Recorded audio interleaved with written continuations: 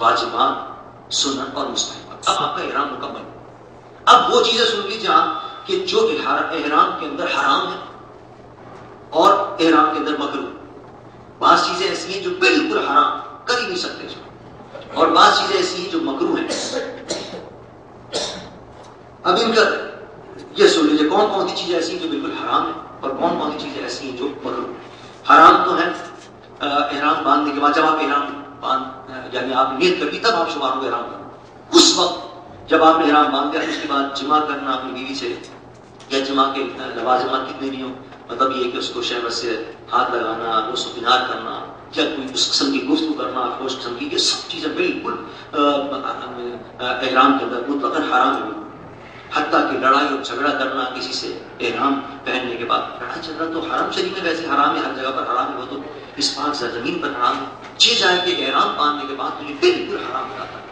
اور میں نے قرآن پاک کی آیت جس دن سنائی تھی یعنی قرآن کو کراچی کے اندر اللہ تعالیٰ نے جب حج کا ذکر فرمایا بلا رفث بلا فسوق بلا جدال فی الحج.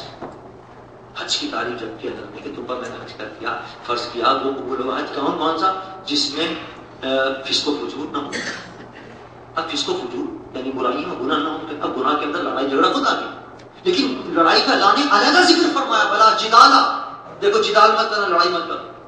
سب سے زیادہ اس میں کہنا ہے شیطان بہکاتا ہے اور کہنا لڑائیاں ہوتی ہیں. کہنا ہے اکثر میں نے میرا تجربہ یہ اس قدر شیطان زور لگاتا ہے اور اس قدر آمادہ کرتا ہے لڑائی کے اوپر. چھوٹی چھوٹی بات پر غصہ، چھوٹی چھوٹی بات پر غصہ. کوئی آدمی اگر لائن میں بھی کھڑا ہوا ہے کھانے میں اس میں غصہ آ رہا ہے آپ کو، لیکن لڑائی بلا لڑائی حالانکہ اس میں لڑنے کی کوئی بات نہیں، جھگڑی بات نہیں، کہاں بات نہیں، ایسے کوئی مسئلہ نہیں. مطلب معمولی باتوں پر انسان کو آمادہ کرتا ہے. کیوں؟ اس لیے کہ اللہ نے فرمایا کہ تمہارا قبول ہوگا حج اسی طرح کہ بغیر لڑائی کے.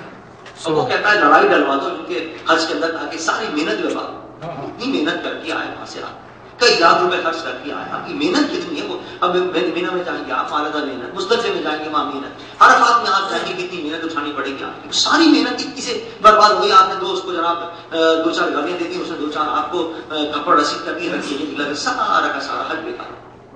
تو لہٰذا کوشش کریں کہ اس بات کے اوپر کہ لڑائی نہ ہونے پائے اور اپنے غصے کو کنٹرول کریں. بس یہ سوچ لیں جیسے غصہ آئے غصے کو ختم کرنے کا طریقہ حضور نے بتا دیا، درشی پڑھو. سبحان اللہ. درشی پڑھو فوراً غصہ ختم ہو جائے. اللہ سے کہنا سیدنا پڑھو ایک دم غصہ ختم ہو جائے. پتہ ہے اس لیے کہ غصہ آتا ہے شیطان لاتا ہے غصہ، اور درود پڑھنے سے شیطان بھاگتا ہے. لہٰذا غصہ ایک دم ختم ہو جائے گا بالکل جیسے آپ درشی پڑھ گئے. درشی پڑھنے کا جب غصہ آئے کوئی آپ کو برا بھلا کہتے تو کیا ہوا؟ جو اللہ نے عزت کی وہ عزت تو ختم نہیں ہوگی. کسی کے برا بھلا کہنے سے عزت ختم نہیں ہوگی. میرے نبی کو کتنا برا بھلا کہا کرتے تھے، لیکن جو اللہ نے عزت دی تھی رفعنا لک، تیری عزت ہم نے بڑھا دی. تو لہٰذا جو اللہ نے اس کو عزت دی وہ ختم نہیں ہوتی. وہ کہتا ہے کہتا رہنے دے، اس کان سنو اس کان نکال دے، اس میں بھی آپ کے درجے بلند ہوں گے، اس میں بھی آپ کو اللہ تعالیٰ مرتبہ عطا کرے گا. لیکن یہ بڑا مشکل کام ہے اس وقت شیطان کو اپنے قابو میں کرنا بڑا مشکل کام ہے، تاکہ آپ کا جو یہ حج ہے یہ باقی رہتا ہے کہ حرام ہے بالکل. یعنی جو حرمت والی چیز ہے اس کے اندر علماء نے ذکر کیا ہے قرآن پاک میں انہوں نے کہ دیکھو لڑائی جھگڑا مت کرنا. لہٰذا اس پر خصوصی پابندی ہے، اس پر خصوصی کنٹرول رکھا جائے. سر اور منہ پر کپڑا لگانا یہ بالکل حرام. آپ کے سر پر اور منہ پر کسی قسم کا کوئی کپڑا نہیں لگنا چاہیے، حرام ہے بالکل. سر اور منہ پر کپڑا لگنا یا اس کو ڈھکنا نہیں. خوشبو کا لگانا یہ بھی بالکل حرام ہے. احرام کی حالت کے اندر کسی قسم کی کوئی خوشبو آپ جب آپ نے لبیک کہہ دیا اب احرام میں لگا، وہ پہلے لگائی دیا وہ بھی ایسی خوشبو تھی احرام کے اندر جس کا اثر نہیں تھا. اب ہم کوئی خوشبو نہیں لگا سکتے. خوشبو لگانا تو بہت دور کی بات ہے، میں بھی آپ کو مکروہات میں بتاؤں گا، سونا بھی نہیں ہے جائز. یہ تو حرام والی چیز ہے، یہ تو بالکل حرام ہے اس کو لگانا. حتیٰ کہ علماء فرماتے ہیں زیتون کا تیل بھی نہیں لگانا چاہیے، حالانکہ اس میں کوئی زیادہ خوشبو نہیں ہوتی، لیکن اس کی بھی ممانعت آئی ہے کہ زیتون کا تیل بھی آپ استعمال نہ کریں احرام کے حالت. ہاں اپنے اگر پھٹ گئے ہیں تو کیا نام ہے سرسوں کا تیل وغیرہ اس قسم کا وہ لگا سکتے ہیں، لیکن کیا نام ہے یہ ممانعت چاہیے. کوئی گھی وغیرہ لگا سکتے ہیں آپ اس کا جس میں بالکل کوئی کسی خوشبو نہیں ہوتی، لیکن زیتون کے تیل کی ممانعت ہے کہ یہ حرام ہے یہ نہ لگانا. بال کا جدا کرنا کسی بھی بدن سر سے لے کر اور یہاں پاؤں تک کوئی بھی بال ناک کا ہو، کان کا ہو، داڑھی کا ہو، یہ ہو بالکل بال لوگ گزاتے رہتے ہیں زور سے گزائیں گے تو بال آئے گا ٹوٹ کے خام تو لہٰذا احتیاط کریں کہ کسی قسم کا کوئی بال ٹوٹنے نہ پائے. بال کا توڑنا جو ہے وہ فقط حرام ہے احرام کی حالت کے اندر. اسی طرح جنگلی جانور کا شکار کرنا, جنگلی پرندے کا شکار کرنا, یہ جتنے کبوتر وغیرہ سے سمجھ ہوتے ہیں یہ تو حرم کی زمین ہے, تو بڑے مقدس, یہ تو ویسے بھی جائز نہیں بغیر احرام کے بھی ان کو پریشان کرنا. ان کی تو عظمت یہ ہے, حدیث مبارک کے اندر آتا ہے اور فقہ کتابوں میں آتا ہے کہ اگر یہاں کسی جگہ کے اوپر حرم کا کوئی جانور بیٹھا ہو کسی سائیدار جگہ تو اس کو اٹھا کر سائیدار جگہ پر بیٹھنا بھی منع ہے. اتنا بھی اس کو پریشان مت کرو کہ حرم کا جانور ہے. کیا مقام ہے حرم اور کیا شان ہے حرم کی, حرم کے جانور کی بھی عزت ہے, اس کی بھی عظمت ہے. تو لیکن حرم کے باہر بھی شکار نہیں کر سکتے آپ, جنگلی جانور کا شکار نہیں کر سکتے, جنگلی جانور, لیکن جنگلی کے پہلے وہ حرام ہے, ناجائز. جو مارنا یہ ایک اہم چیز ہے, یہ آپ یاد رکھیں کہ جو اگر کسی کے بالوں میں ہو گئی ہے تو جو مارنا جو ہے نا یہ حرام ہے. حتیٰ کہ کسی کے کیا نام ہے کپڑوں کے اندر کوئی جو ہے اور وہ کپڑوں کو صرف اس نیت سے دھوپ کے اندر ڈال دے کہ دھوپ کی وجہ سے کہ جل جائیں گے خود بخود جوئیں مر جائیں گے, یہ بھی حرام. جو ہے اس کا مارنا یا اس کو مارنے کی نیت سے دھوپ میں ڈالنا یہ سب حرام ہے, ناجائز ہے احرام کی حالت. ٹوپی کا پہننا بالکل حرام ہے, ٹوپی بالکل نہیں پہن جائے گی, سر اور منہ کی چیز سے نہیں پہننا. خالص خوشبو کا کھانا یہ بڑا اہم مسئلہ ہے, اس میں فرق ہے, ذرا میں بھی آگے بتاؤں گا مکروہ کے اندر آپ کو کہ خالص خوشبو کا کھانا جو ہے وہ حرام ہے. یعنی کیا مطلب, مثلا پان ہے, اب پان کے اندر آپ الائچی ڈال دیں, ابھی خالص خوشبو الائچی کیا آپ کھائیں, یہ حرام.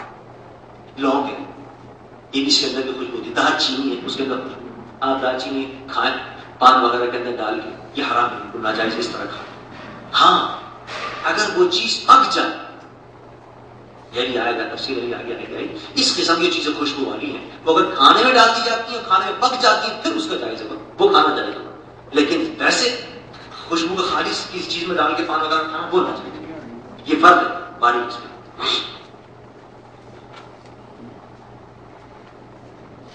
ہاتھوں کے اندر دستانے پہننا یہ بھی ناجائز ہے, پیروں کے اندر موزے پہننا یہ بھی ناجائز ہے, حتیٰ کہ کوئی ایسی جوتی پہننا جس میں یہ والا حصہ اوپر یہ ہڈی چھپ جائے, یہ بالکل ناجائز ہے, حرام ہے.